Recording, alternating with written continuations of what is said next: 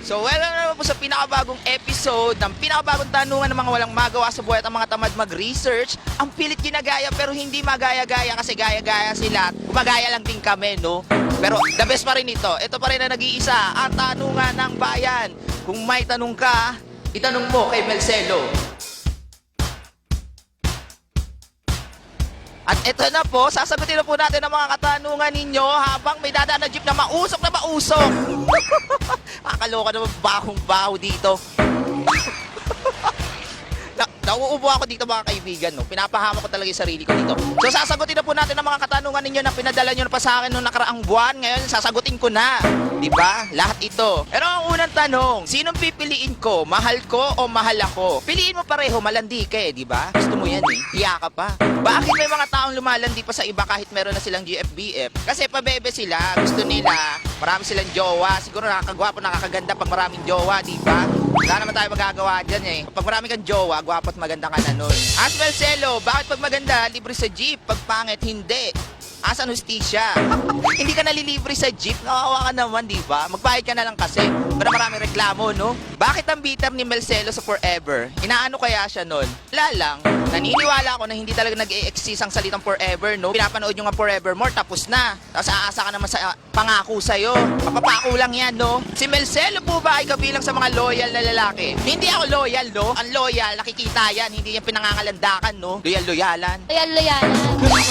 Marami. Bakit hindi pwede magpuyat sa umaga? Sa tingin mo, anong araw ba ginagawa? Anong oras ba ginagawa ang pagpupuyat? Di ba sa gabi? Ha? Pinalaban mo. Kapag nagkalindol po ba sa Mars, earthquake pa rin po ba ang tawag? Try mo tumira sa Mars, no? Tapos ikaw magpagusto doon ng Marsquake. Marsquake.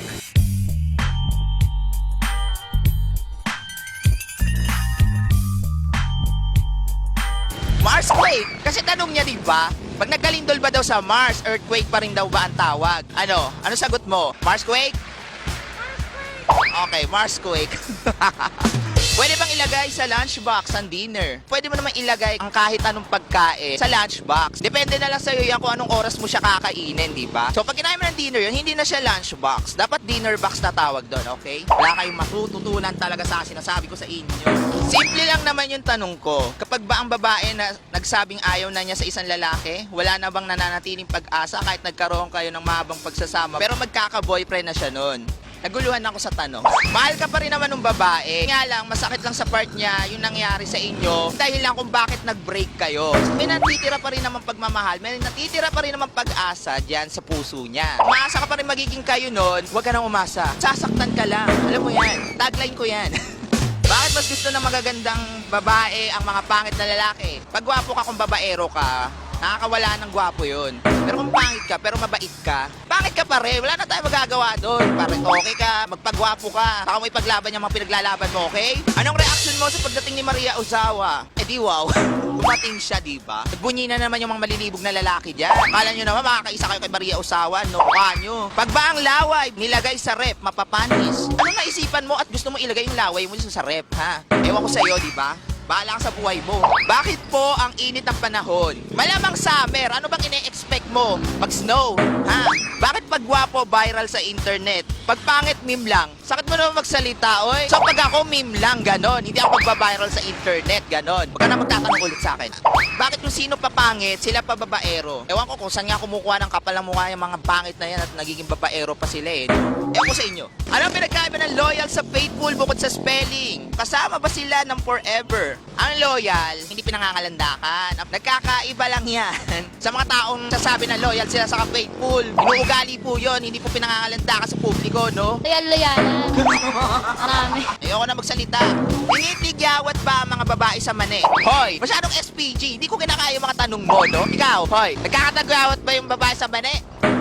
Nagkakatagyawat ba yung babae sa mani? Hindi ko alam. Dapat alam mo yun. May girlfriend ka? Hindi mo alam? Dapat alam mo yun, Angelo, ha? Dapat alam mo yun. Ano ang pagkakaiba ng love sa crush para sa'yo? Reply. O sige, text ko na lang sa'yo yung reply ko, ha? Total, sa reply lang naman gusto mo inaasahan mo, di ba? Ang pagkakaiba ng love sa crush, ang love, nararamdaman yan ng puso. Ang crush, nararamdaman yan ng mata. Kaya kung nagandaan ka sa isang tao, pa lang yun. Pero pag iba na yung nakararamdaman mo, love na yun. Wala akong natututunan sa mga pinagsasabi ko eh, no? Bakit ang cute-cute ko?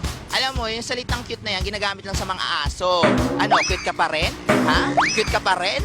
Bakit ang hirap matulog ng maaga? Kasi dito sa bansa natin, tuwing madaling araw lang malakas ang internet. Ang bagal-bagal ang internet. Hindi ako makapag-browse sa mga sa mga red, sa mga...